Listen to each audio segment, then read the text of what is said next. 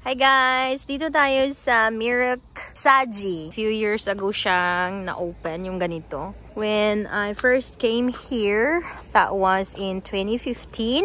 As in, wala pa to dito sa harap. Iba pa yung posisyon din doon sa ano, yung sa museum. Pero ngayon, tingnan nyo. Sobrang lawak niya. Guys!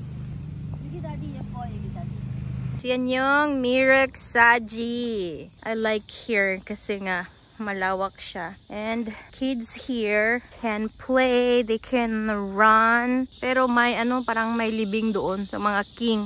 May tombs. 여기 물 있으니까 물. 근데 비가 왔으니까 이렇게 있지.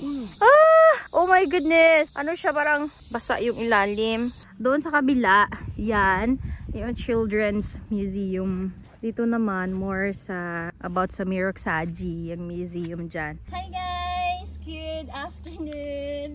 Dito tayo ngayon sa Mirek Saji. And as in dito sa harap na pond, sobrang ganda ng paligid kasi green talaga siya. Ganito pag summer, sobrang ganda yung tanawin dito. And then kung makikita nyo yung parang pagoda, yan yung tinatawag lang Mirek Saji. And it has a lot of stories to tell. 보세요, 나말고요. 와, 엄청 예쁘다. 와, reflection 봐. So, ayun, wow! Sobrang ganda! Ayan, super green.